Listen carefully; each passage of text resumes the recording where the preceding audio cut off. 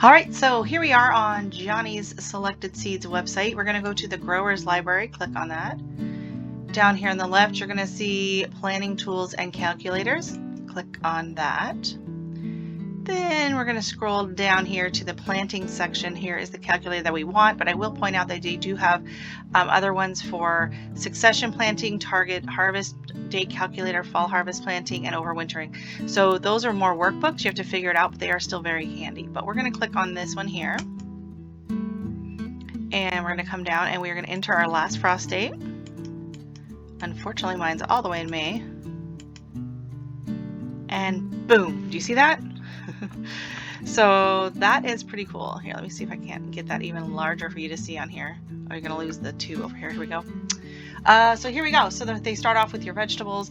What I love about this calculator is they tell me how many weeks I should start before my last frost date. So it's right here. So I can kind of compare that to my packages. They give me the date spread. If it says weeks 4 to 6, then it's going to be March 14th to March 28th for me. This is the best part, I think, for me, because you can figure this part out from the back of the seed packets. But this part here is very helpful. It tells you when it is a relative safe time to plant out based on your frost date. So your last frost date it varies, and certain plants are way more frost tender, and it's not like an exact date, right? It changes, the weather is different every year. But this gives you a range and an idea of plants that are, more tolerant to cold or less tolerant. So this one right here, you can see beets. I could plant that out 2 weeks before my last frost date.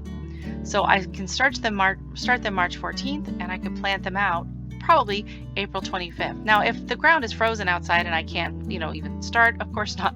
But if I keep an eye on the 2-week forecast and kind of the trend that it's going, beets, all these brassicas down here, they can all take a frost and some snow, no problem.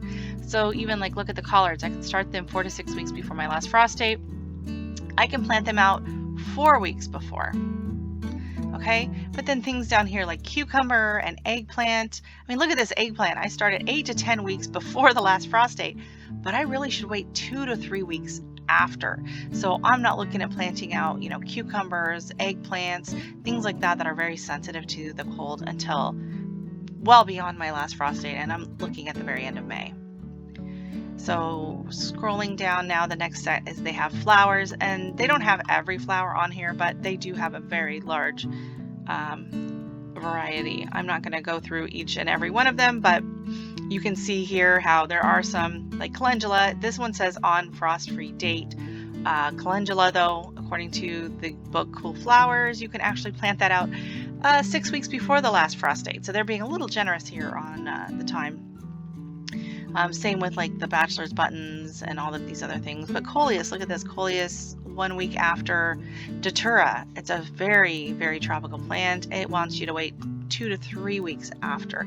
So that is what I love about this chart, is it doesn't just tell you when to start it. It kind of gives you an idea of, how much you're gonna have to baby this, and take into account that, it might go a little bit past when you thought or when you think you need to do it. So what we're going to do now is I'm going to shrink it back down so I can actually see the whole screen at once. And I'm going to just come up here to the top, and I'm going to highlight the entire chart like this. I'm going to hit Control C to copy it. Then I'm going to go over and open a Google Sheet.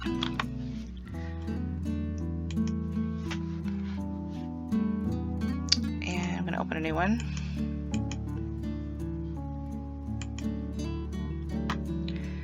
And I'm going to come right here, and I'm going to hit copy paste, Control V, and boom, here it is. Now if you want to spread out, kind of reformat this, you can pull it out. Some of these other flowers are a little long. Some of these words, if it bothers you that they're getting cut off, you can pull that over like that, and then you can just print it. So you would go here, print,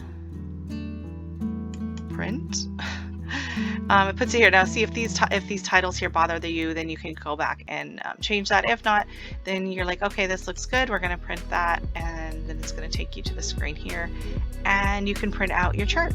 And this is really handy just to kind of keep, I like to keep this chart in with my seeds so that every time I go through I can just kind of double check things. This is what I use to cross-reference for my other charts that I have, and I will have the list and the links to this and the list to all of my charts in the description below. Hopefully this was helpful.